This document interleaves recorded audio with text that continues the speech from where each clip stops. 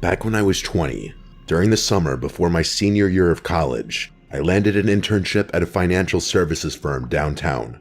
It wasn't anything fancy, mostly data entry, spreadsheets, and sitting in front of a computer all day, but it paid decently and it looked great on a resume. There were 7 other interns behind me, and we were all crammed together in this open office section with rows of cubicles that didn't quite give you privacy, just enough to make small talk feel optional. Out of the 7, 5 of them were people I liked, a mix of chill, down-to-earth college students who didn't take the internship too seriously. Another guy, Eric, was the type who treated the whole thing like it was life or death, barely spoke, and was always typing like his keyboard owed him money. But the 7th intern, Alex, was something else entirely. When I first met Alex, he seemed normal enough, maybe a little awkward, but we all were at the beginning. He was tall, thin, kind of pale, and had this mop of dark hair that always looked a little unwashed. He didn't really fit the finance intern stereotype, but that's not what threw me off. It was the way he acted around me. At first, it was subtle. He'd pop up at my cubicle during the day, lean over the divider in a way that made him look freakishly tall, like 7 feet tall because the cubicle walls were low, and only his head would be visible above it. He'd tilt his head slightly, grin with a strange frozen smile, and start talking in this deliberately weird voice, like he was trying to sound creepy on purpose.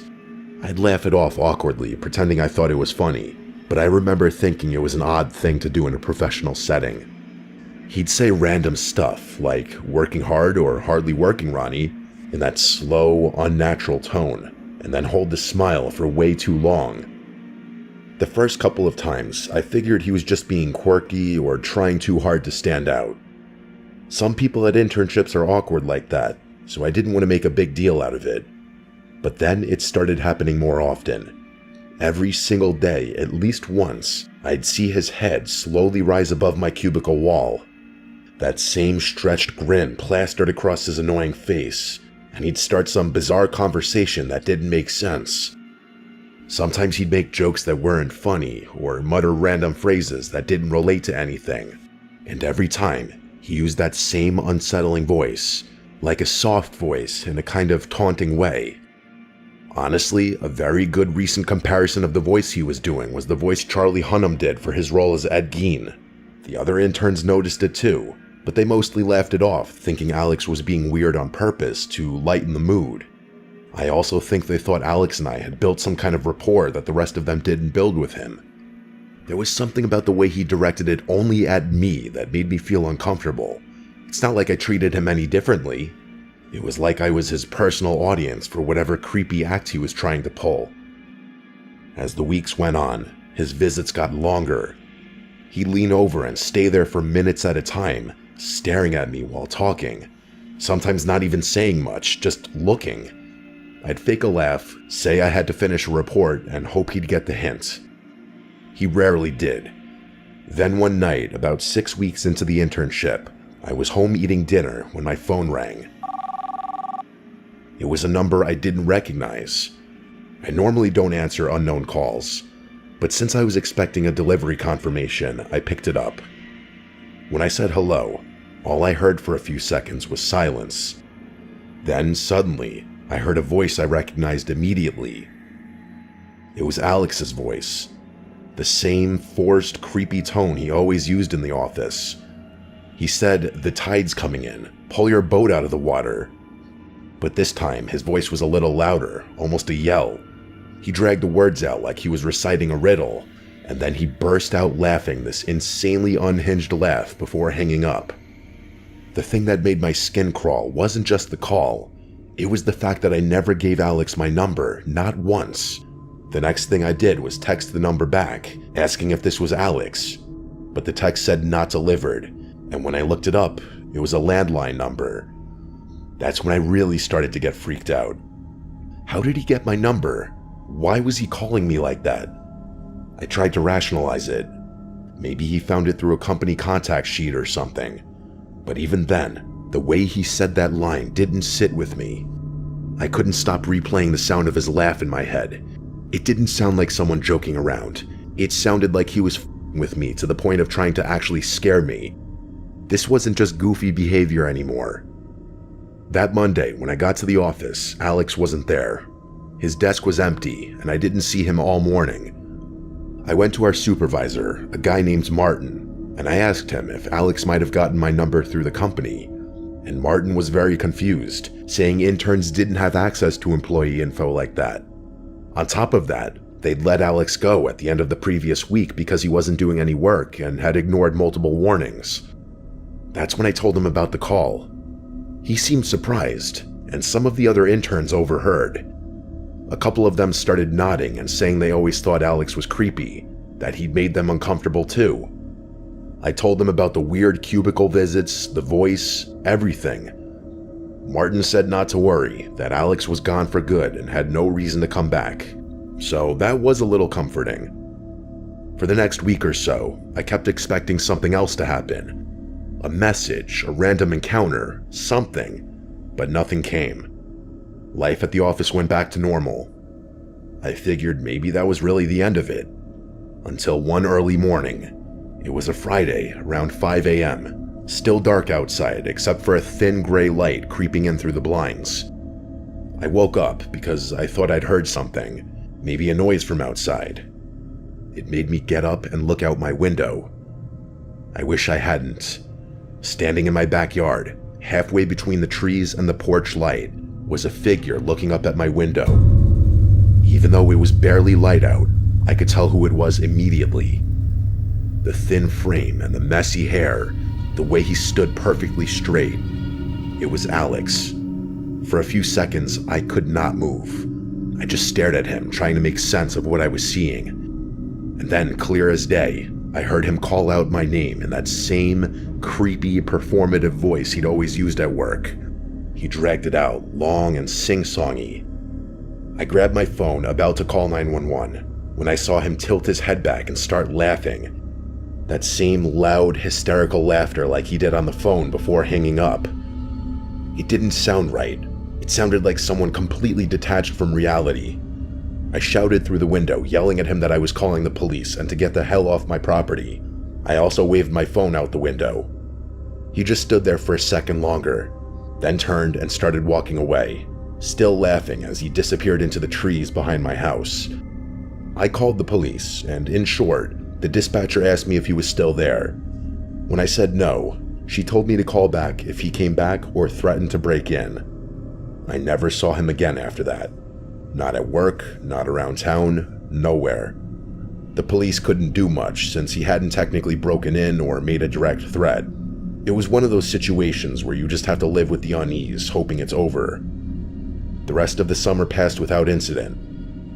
I finished the internship, and on the last day, my boss pulled me aside to offer me a permanent position for after graduation. At the time, I accepted, though a small part of me felt unsettled about ever going back to that office again. I never told them about what had happened that morning. I didn't see the point.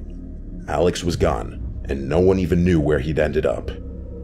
Over time, I convinced myself that he must have been dealing with some kind of mental illness or social disorder, something that made him act that way. It's the only way I can make sense of how he went from a quiet, awkward intern to standing in my backyard at 5 in the morning, laughing like a lunatic. It's been a few years now, and I've moved on from it. I didn't end up with that company. I got a different job after graduation. I don't think about this too often anymore, but sometimes the thought of that image of him in my backyard still skeeves me out. I still wonder how he got my number, how he found my address, and what he wanted that morning. I guess it's not that hard to get people's info online these days. All I know is that for a few months in my life, I worked alongside someone who wasn't just strange, he had something way deeper going on. And no matter how many years pass, I'll never forget the sound of him laughing in the dark, as if it was all one big joke that only he understood.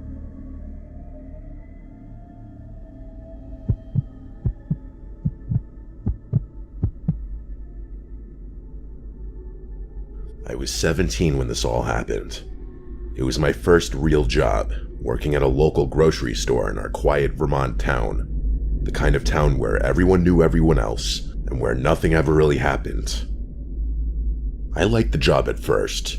It was simple, and most of my coworkers were friendly. I quickly fell into a rhythm with the cashiers and some of the stock workers, especially during the slow hours when there weren't many customers. When that happened, we'd all gather near the front of the store, just chatting about random stuff like what we watched on TV, making fun of the older, quirkier employees, and complaining about customers, that sort of thing. It was one of the few times during my shifts where I felt like I wasn't just standing behind a register staring at a screen or a blank wall all day. Depending on who was the shift supervisor for the day, it would either be relaxed or more strict. Like if a younger supervisor was working, it would be more chill. People would be on their phones and people would socialize by the front. There was one coworker who I didn't know well at first, a guy named Sean. He was 24, a little awkward, the kind of guy who always seemed like he didn't quite know how to read social cues. He had longer hair, but kind of in the awkward in-between phase, like he was growing it out but didn't quite reach his shoulders yet. He worked in the dairy section, so we didn't interact much at work. He was quiet and polite enough, and I honestly didn't think much of him. Most people just nodded at him when they walked past, and he did the same. But eventually, I was added to a coworker group chat, and he was in it. I didn't think twice about it. It was just a chat for work stuff and dumb jokes, and it seems most of the younger employees were in there. But then Sean started messaging me directly. At first it was harmless. He asked about my shifts, whether I was covering certain days, things like that. But over the next few weeks, it became clear he was trying to get closer. He started asking questions about my personal life, like what music I liked, what I do after work, even little things like what I did over the weekend. Again, I didn't think much of it at first. I mean, people make small talk, right? But the tone was off. Sometimes he'd call me cute in ways that made me uncomfortable. Sometimes he'd make jokes that were slightly flirty. I tried to ignore it, thinking maybe he just didn't know how to behave with girls my age. That's another thing. I was only 17, he was decently older than me, and I don't think anyone else knew he was flirting with me like that. It didn't take long before the behavior became slightly annoying. He'd comment on things I posted online, and sometimes the messages were late at night. Not threatening, not really, but there was this persistence in him that made me uneasy. I didn't know how to tell him to back off without making it awkward at work, so I mostly ignored him. Don't shit where you eat, I always hear people say. One day, I was at home watching Stranger Things, my favorite show still to this day. I'd been catching up on the latest season, binge-watching episodes in my bedroom, just completely lost in the show. And then a couple days later at work, everyone was gathered at the front of the store chatting about TV shows. I was talking with a few of the cashiers about some random series, when Sean suddenly asked me, "You like Stranger Things, right?" I froze. I couldn't remember telling anyone at work about my show. I just nodded, trying to brush it off, but it left this cold feeling in my stomach. How did he know? I didn't say anything. I did make eye contact for a moment. He just smiled awkwardly and eventually left the front of the store back to the dairy section like nothing had happened. But I couldn't shake the feeling that he was watching me more than I had realized. It wasn't until a few nights later that the fear really started.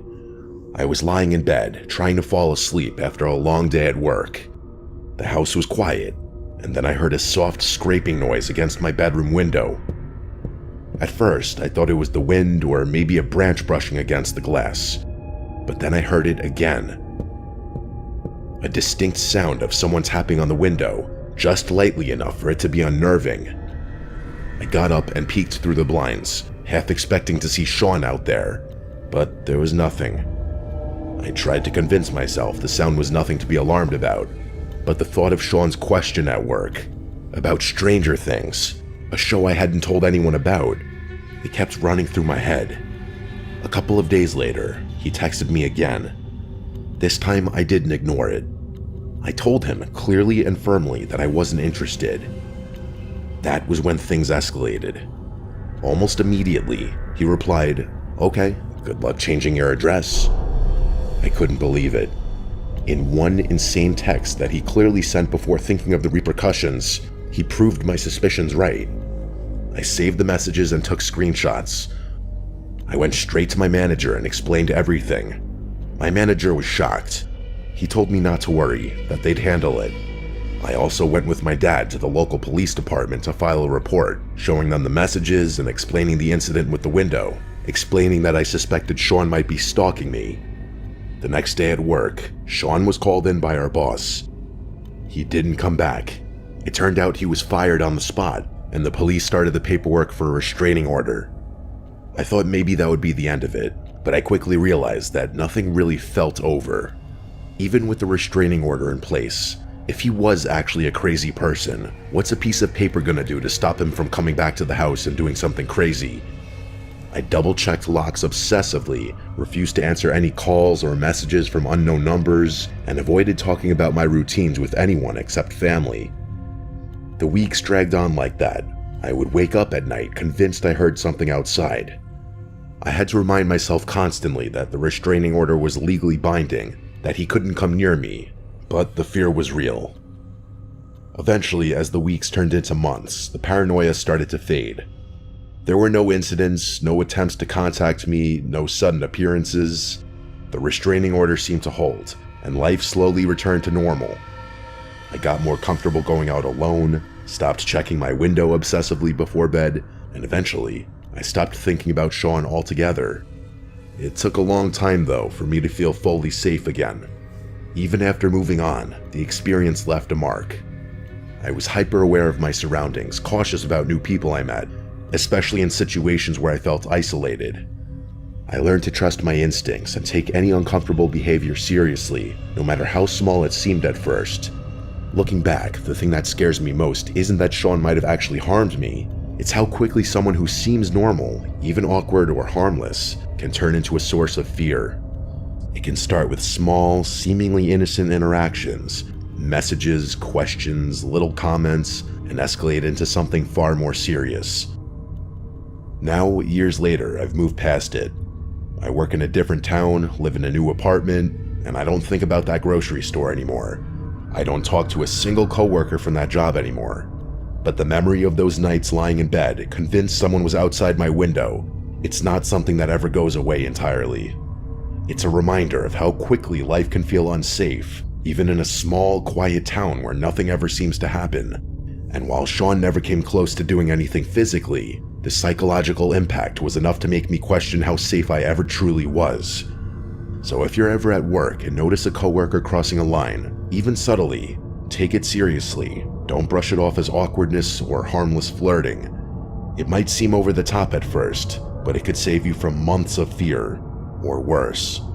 Because sometimes, the danger isn't obvious. But eventually, I did move on. And now, years later, I can look back and say I survived. And that's enough.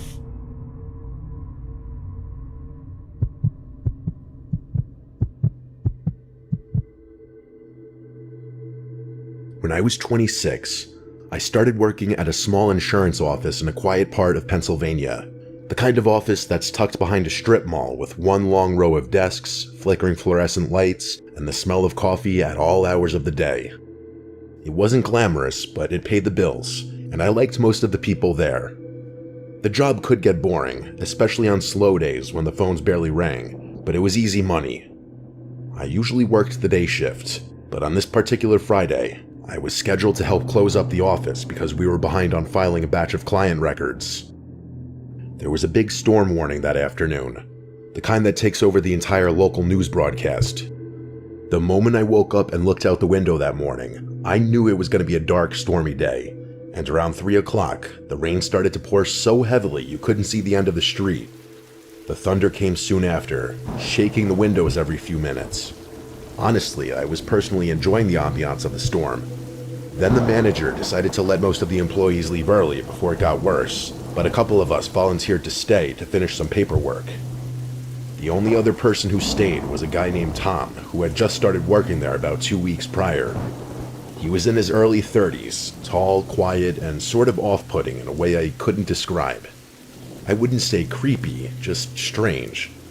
He never said much to anyone, but he was always nearby. If I went to make coffee, he'd be there 2 minutes later. If I was restocking paper, he'd show up pretending to do the same thing. I figured he was just socially awkward. When 5 o'clock hit, the storm was in full force.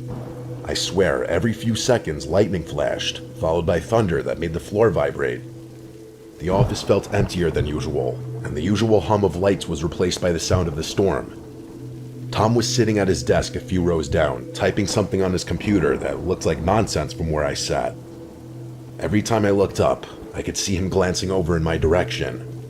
At first, I tried to focus on my work, but after an hour or so, I realized I hadn't seen him get up once. Around 6:30, the power started flickering. Both of us made the same nervous laugh when the lights dimmed, but he didn't say anything.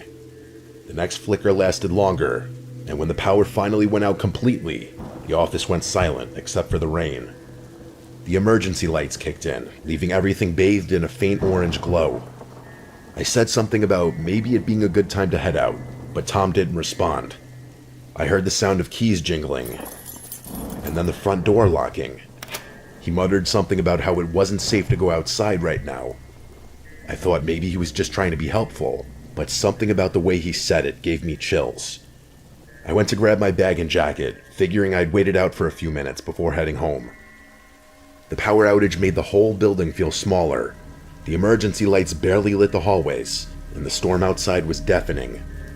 When I came back toward the front, Tom was standing near the door, just staring out into the dark parking lot. The rain was falling so heavily you couldn't see anything past the glass.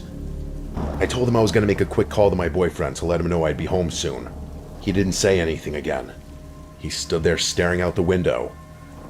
I walked toward the break room, but when I tried using my phone, there was no signal. I figured the storm must have knocked out the tower. I tried the landline, but the line was dead too. I turned around to go back to the main office, and nearly jumped when I saw Tom standing in the doorway. I hadn't even heard him walk up. He was holding a small flashlight under his chin, casting shadows up his face. He had this half smile like he thought it was funny.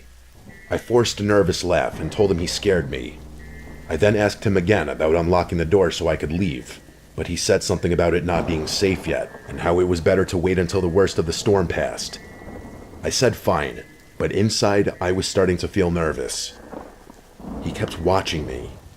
I decided to move to my cubicle to pack up my stuff, pretending to be calm. I wanted to wait for a lull in the storm and then get out. When I looked up again a few minutes later, Tom was gone. I figured maybe he went to the restroom.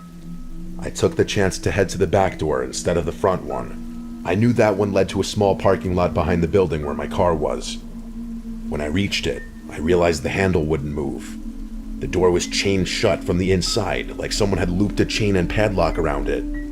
We had never done that before. I turned around and saw the faint glow of the flashlight coming from down the hallway.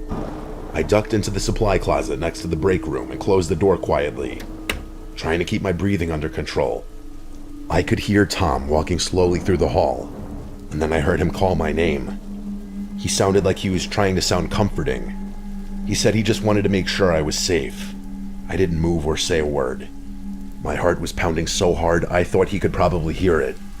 He walked past the closet, and for a few seconds, I could see the thin strip of light from the flashlight shining under the door. Then it disappeared. A loud crack of thunder made the building shake.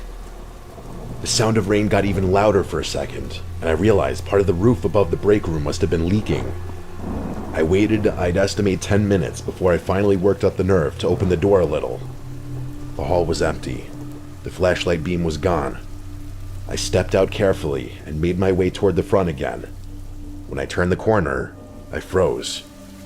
The front glass door had been shattered completely. Rain was blowing inside across the floor, soaking the carpet. Tom was nowhere in sight. I hesitated, wondering if he had gone outside, but then I realized this was my only chance. I ran out the door into the pouring rain and sprinted for my car. I didn't even care that I was getting drenched. My hands were shaking so badly I could barely get the key in the ignition. I sped out of the parking lot without looking back once.